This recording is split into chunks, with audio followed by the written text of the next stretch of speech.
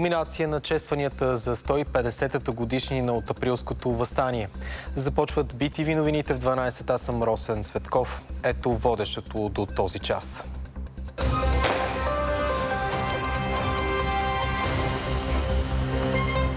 Век и половина по-късно първата пушка символично отново гръмна в Копривщица.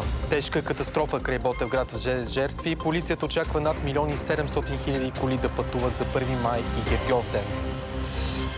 Пожар в столичен търговски център. Пламъците са овладяни. След секунди предаваме на живо. 24-часова пълна блокада в съседна Гърция. България почита героите от Априлското въстание. 150 години по-късно свеждаме глава пред саможертвата за свободата на родината. Кулминацията на честванията днес в Панагюрище станало символ на борбата за освобождение и Копривщица, където проехтява изстрелът от първата пушка. Възстановка, литийно шествие, аудиовизуален спектакъл, издигане на националното знаме и тържествена заря проверка са част от програмата за Априлската епопея от 1876 година. Едно от най-значимите събития в българската история. Предаваме на живо от Копривщица и от Панагюрище. Стефан Борисов следи възстановката на героичните епизоди от Априлската епопея, а Алекс Донев поклонението пред паметта на предците ни. Първо към Стефан и мястото, където преди век и половина избухва въстанието. Стефан, е към теб.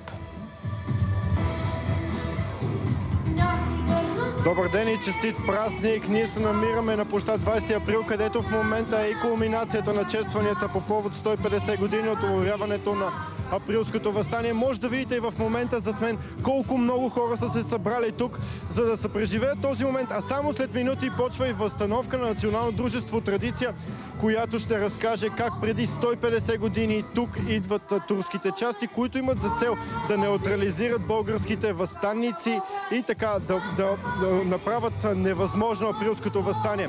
Въпреки това, тук на моста малко по-нагоре от центъра на града гръмва първата пушка, обявено Априлското въстание и е подписано кървавото писмо, с което е разпространено в четвъртия окръг на революционните комитети.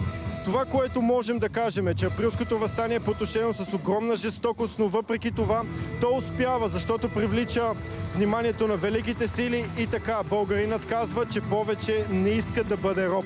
С хората, които след минути тук ще пренесат всички от век и половина назад, ви срещаме сега. 150 години по-късно образът на Тодор Каблешков оживява отново в родната му Копривщица, за да пресъздаде началото на най-големия въоръжен бунт на поробените българи. За мен лично е голям дълг, чест и отговорност да почита неговата памет. Вие сте облечени като хората от тогава? Почти да. Всяка година, когато лично аз ги обличам, направо се разтрепевам. Над 200 души от Национално дружество Традиция пресъздават пристигането на Аджи Ага, след като властта разбира, че се готви въстание. В неговата роля влиза Дончо Мрънков. Аджи Ага е изпратен специално след предателството от Оборище. Идва, много добре знае кой трябва да арестува, кои са ръководителите. Той идва с определена задача да хване тези хора и да предотврати какъвто и да било бунт. Опитите остават неуспешни. Благодарение на нашите предци, най-вече на Каблешков и неговите събратия, не се поколебават и вдигат въстанието. Тогава на Кълъчевия мост Георги Тиханек произвежда първия изстрел, с който едно от заптиетата е убито. Век и половина след историческите събития, участниците във въстанието определят своята роля като отговорност. Народ без история няма и бъдеще. И да кажем нещо друго. Априлското въстание е потушено, но за вас, като го гледате от днешната перспектива, то успешно ли е или не е успешно? Важното е и благодарение на тези хора, които дадоха живота си преди 150 години, целият свят разбира, че на Балканите има народ, който иска да живее свободно и щастливо и да има права. В знак на почит към героите на гроба на автора на кървавото писмо Тодор Каблешков, днес хората оставят цветя. За което изказваме нашите След минути всички тук на площад 20 април ще станат свидетели на възстановката. А тук, освен гражданите, са и депутати от 52-то Народно събрание. Стефан Борисов, благодаря ти. Панагюрище тази вечер ще има тържествена заря проверка. Честванията вече започнаха за шествие до площад 20 април. Събитията там следи Алекс Донев. Алекс, здравей! Добър ден и от Панагюрище. И тук днес обстановката е приповдигната.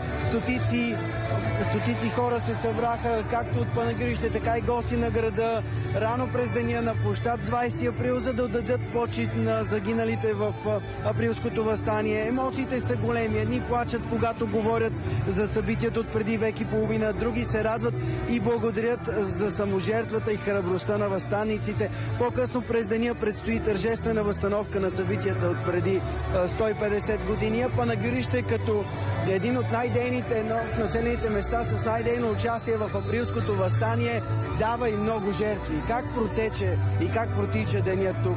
Вижте. За упокойна молитва в знак на почит към 546-те панагюрци, загинали при потушаването на априлското въстание. През града премина и литийно шествие, което пренася кръста от Поибренската църква Света Тройца, придружавал хвърковатата чета на Бенковски до смъртта му. На площад 20 април беше издигнат българския национален флаг. Бояна стана, дупка цъцани, трудни близо нашите душмани. Аз съм много вълнуван от това нещо. То ми е в кръвта. Просто много обичам. И като видя такива работи, аз вече плача. И то от щастие. Отдаваме почет на загиналите през борбата. Искам да им кажа благодаря, че са направили, че са се постарали ние да сме свободни. Сред ключовите места днес е и историческия музей, пазещ реликви от априлското въстание. За да имаме 20 април 1876 година, за да имаме априлско въстание, преди това е събранието на оборище. Там, където се събират, както каза Захари Стоянов, най-чистите ангели. И там се взима едно много важно решение, че всеки апостол, когато прецени, че трябва да бъде обявено въстанието, той може да го обяви. Кулминациите в днешните чествания са тази вечер с аудиовизуална инсталация в музея и тържествена заря проверка. Продължаваме с новина от последните минути. Пожар в един от най-големите столични центрове в София. Габриела Керемечийска е на мястото. Габи, здравей! Здравейте, да започнем с най-важната информация. Няма пострадали хора при пожара, иначе сигналът е получен точно в 11 часа. На място пристигат 10 екипа на пожарната. Това, което установяват е, че се е запалил покрива на заведение за бързо хранене. Пожарът е бил изгасен буквално за няколко минути, така че дори не се е наложила евакуация на търговският център. Както виждате в момента, на място все още има един пожарен автомобил. Преди секунди си тръгнаха два от тях. Движението беше спряно пред търговския център за близо час. Иначе, както виждате, в този момент то вече е възстановено. Нека отново да кажем, няма и пострадали хора. Габриела Керемечийска за пожара в София. Благодаря ти. И останалото от деня тежка катастрофа край Ботевград взе 5 жертви. Инцидентът се случва в първия почивен ден, когато се очаква около 1 700 000 автомобила да са на път за празничните 1 май и Гергьовден. С още информация за происшествието, както и за трафика от Лора Костова сега. Здравей! Здравейте, намираме се на входа на Ботевград от към Трудовец. Не сме допуснати да преминем към мястото на инцидента, но и към момента движението към Ботевград е изключително затруднено и се образува огромна тапа. Това, което знаем е, че лек автомобил с 5 души вътре е влязъл в насрещното движение и се сблъскал челно с товарен автомобил и 5 мъже, които са на възраст между 30 и 40 години, загиват на място. А ето какво още разбрахме за инцидента.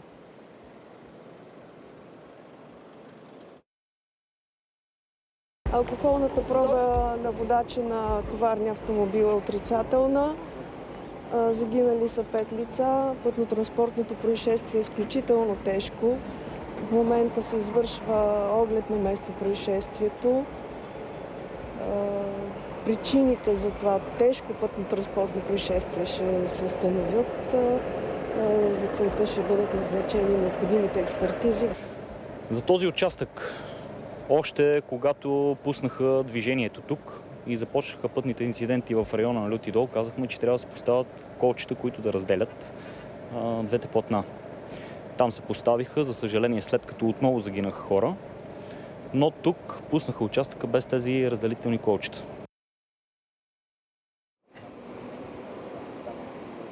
А заради очаквания интензивен трафик до 14 часа ще продължи и ограничението за промяна на движението на камиони по основните пътни участъци. Лора Костова, благодарим ти. На 1 май отбелязваме Деня на труда и Международната работническа солидарност. От началото на годината Инспекцията по труда е извършила над 15 500 проверки и е наложила над 3100 санкции, съобщава в свое приветствие за празника служебният министър на труда и социалната политика. Традиционно на 1 май синдикатите организират и различни прояви, с които да напомнят за правата на работниците. В този момент се провежда и шествието на КТ Подкрепа, където е Антуан Златков. Здравей! Добър ден! Ден като днешния ни напомня, че правата на работещите не идват даром, а трябва да се извоюват. Например, преди 100 години е извоювана и 5-дневната работна седмица, иначе шествието започна минути след 11 часа от площада Света Неделя. Премина през Витошка и крайната точка е тук. Тук паркът при музея Земята и хората. Виждате и в момента всички синдикати и хора решили да се включат в шествието. Са в готовност, защото има рок на труда. Това е концерт, който ще продължи днес целия ден и ще има десетки рок звезди, които ще пеят и ще свирят днес тук. Така че всеки, който иска да се присъедини, може да дойде в площада при парка при музея Земята и хората. Антуан Златков, благодаря. Водещите политически новини от деня. Румен Радев е несъмненият бъдещ премиер на България. Това обяви в студиото на BTV заместник-председателят на групата на Прогресивна България Слави Василев. Ясни са и приоритетите на част от опозиционните партии в парламента.